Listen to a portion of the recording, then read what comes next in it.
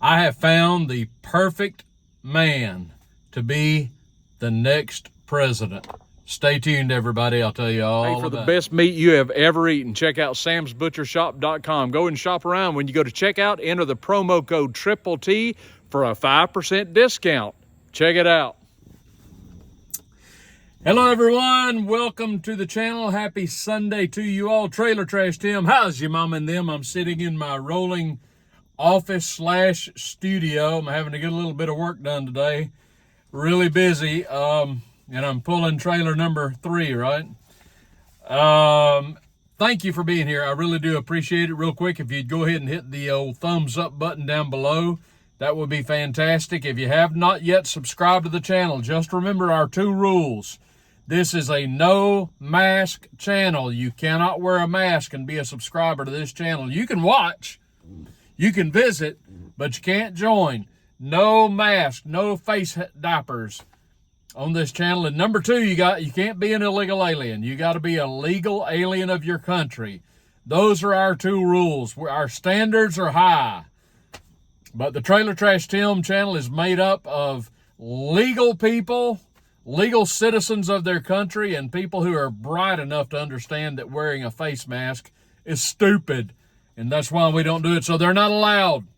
If you're wearing a face mask, take it off. Be free. You've been lied to. All right. We've got how many people running for the presidency in 2024? On the Democratic side, we've got bumbling, stumbling, you-know-who. And we've got RFK Jr., and I don't know what's going to happen with him. He's getting the cold shoulder from the Democratic Party, of course. I don't know why this man keeps defending the concept of being a Democrat or running as a Democrat. The party has clearly veered far to the left of wherever he might be politically. This is not the father of his uncle or this is not the party of his father or his uncle. RFK refuses to leave the Democratic Party. Of course, I don't agree with him on a lot of things. He's more of a traditional Democrat, more like his father, I suppose. But the Democratic Party of today is unidentifiable with what it once was. And I don't know why he justifies remaining in it. I also don't know why he won't speak out against the man he's challenging for the nomination, who won't give him the time of day. RFK is going nowhere. He's getting the cold shoulder from the DNC. He won't get a speaking role at their convention. It's not going to work out for him. Could he go third party? He could. I don't know if he will. We'll just have to wait and see. On the GOP side, of course, we got a full cast of characters. It's kind of like Snow White and the 7 Dwarfs. There's like one main character, and then you've got all these little dwarves running around at these debates and whatnot. These guys, Ramaswamy, DeSantis, Nikki Haley, Chris Christie, all these other yahoos that are run, they may as well go ahead and get out. They're not going to win. I have contended they're in this thing simply to raise money. That's what they're doing. They're not going to win. They're jockeying perhaps for a vice presidential slot. Of course, it's not going to be Pence. But this thing is Trump's to lose as far as I'm concerned. If it's a fair election, I don't think there's any question about it. However, doing my due diligence and my research, I have discovered the perfect candidate for president, and it's not Donald Trump. As I was talking about yesterday, I'm fairly objective about Donald Trump. I think he did a lot of great things when he was president. Some things he did that weren't so great, but, we could have done a lot worse. The country fared much better. I just filled this truck up with gas, and it was over $3.50 a gallon here in Alabama. Now, if you're in California, you say, man, that's cheap. Well, for California, yeah. For Alabama, we're typically among the lower states in the nation. And it's so upsetting to think back on the Trump days when I was paying around $2 a gallon. That wasn't that long ago, folks, I got to tell you.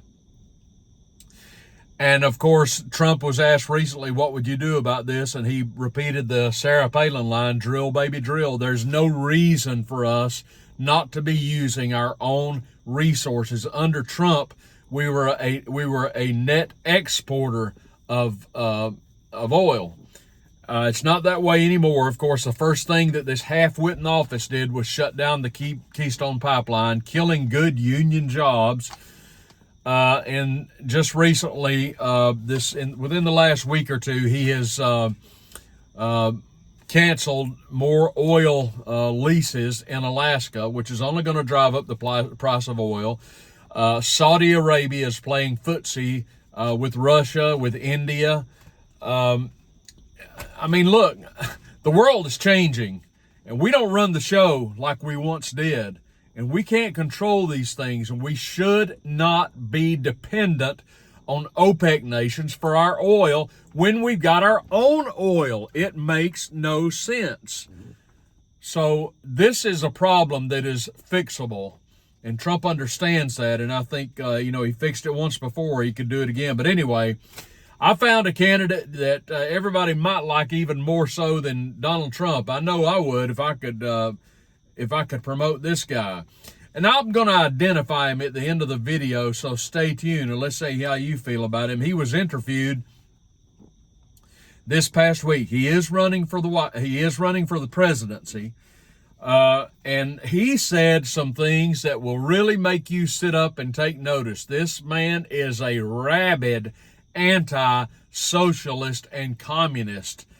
I mean, he will take you to task if you're a socialist and communist, and he doesn't care who you are. For example, he said, and this man, in terms of religion, is a Roman Catholic, but this is what this man who is running for president said this week, quote, "The Pope is a political player who is shown to have an affinity for dictators like Raul Castro or Nicolas Maduro. He has shown himself to be on the side of bloody dictatorships, an affinity for murderous communists. In fact, he doesn't condemn them and has been very forgiving with the Venezuelan dictatorship. He is forgiving of everyone who is left-wing, even when they're real criminals." Are you paying attention to this guy? He said that the Pope defends social justice and that it's complicated because social justice means stealing the fruit of one person's labor and giving it to another. Well, he wasn't a Democrat, right? So first of all, he continued, that's robbery. Justifying social justice means defending robbery. Wow. Are you paying attention, folks? Everywhere and always, he continued, socialism is a violent, murderous, and impoverishing phenomenon. How would you like the chance to vote for this guy? He is dropping truth bombs left and right about socialism and communism.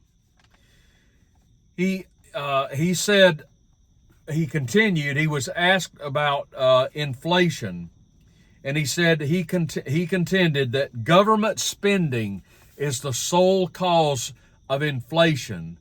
He said, where there is a need, listen carefully, where there is a need, a right is born. There can be infinite needs, he said, but someone always has to pay for those rights. Amen, brother. And the resources, he continued, for that are finite. He continued that the imbalance sparks a conflict. Quote, in the liberalist view, this conflict is easy to resolve with economic freedom and private property. Now, let me just insert. By liberal, he means liberal in the classic sense of the word, okay? He's not talking about American liberals who are more like Marxist or socialist or communist. They call themselves progressives. We commonly call them liberals. In the classic sense of the word, they're not. That's what I just said is what they are. But he continues. He says, in the liberalist view, he means Marxist, socialist, communist.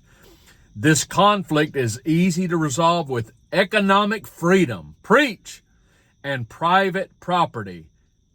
Listen to this. However, socialists don't much like the invisible hand. They prefer the claws of the state.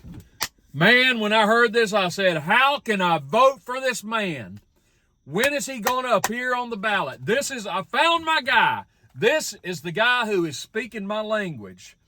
He continued, when asked about abortion, he said that this medical procedure is, quote, aggravated homicide.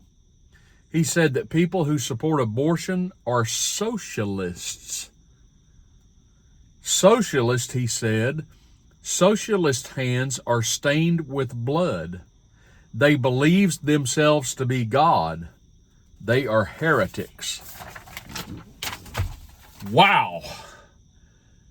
I mean, is this a breath of fresh air or not? This guy nailed socialism and Marxism and communism like a bow and arrow. He called it exactly as he saw it.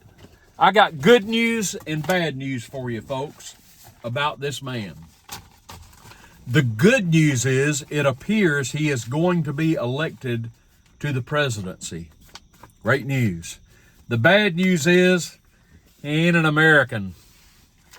This man was interviewed this past week by Tucker Carlson. I hope that you have seen the interview. It's easy to find on YouTube. His name is Javier Milei, and he is an economist, a former soccer player. He's running for president of Argentina. And I've been told that he is probably going to win. Argentina is a nation that has been gripped in the throes of socialism.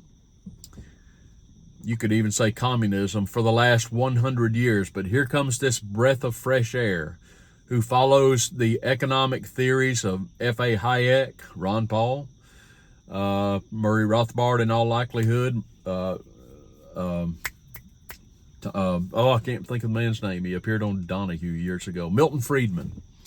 He is a laissez-faire economist. He is a libertarian.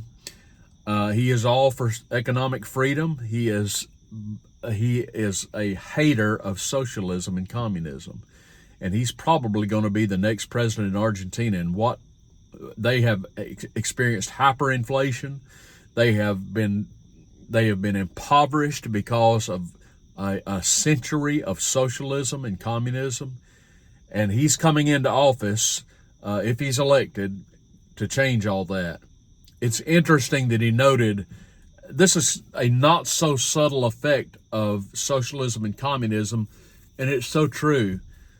He talked about how the economic throes that they are in socialism and communism is reflected in their architecture. Isn't that something? And it's true when you think about it. You look at countries that are gripped by socialism and communism, they have the worst architecture. It's concrete. It's bland. It has no character. It has no fashion, no style, no character at all. No beauty. No beauty. And you see this happening over and over again in the United States, in our country. And those of you who are watching around the world, you know what I'm talking about in all likelihood. Communism is such a devilish economic theory, and socialism is as well. And we are running toward it in America at breakneck speed. And we've got them in office now. And I'm telling you, Senator Eugene McCarthy of Wisconsin was right when he went on a hunt for communists in the United States and in our government. I think he's right. We got to get rid of them, folks. We need to rid our nation of communists. And there's no sense in beating around the bush about it. You can call it socialism, you can call it communism, but they're in power in large part in America, and we need to get rid of them. Hopefully at the ballot box, we can do it this next year. I just wish that Javier Milei could run for our position as president. But I'll tell you what, if Trump gets back in office, he needs to call this guy to the White House, and they need to be bosom buddies, because this is the kind of leadership Argentina needs. This is the kind of leadership that the world needs. Hey, go and find that interview. It's there's a language barrier. He speaks Spanish, doesn't speak a lick of English, but it's still worthwhile half hour of your time to watch this. What do you think? Give me some comments down below. I love to hear from you guys. I really do. So make sure that you comment down below and let me know what's going on with you today. Everybody go out there and have a fantastic Sunday, and I will see you tomorrow.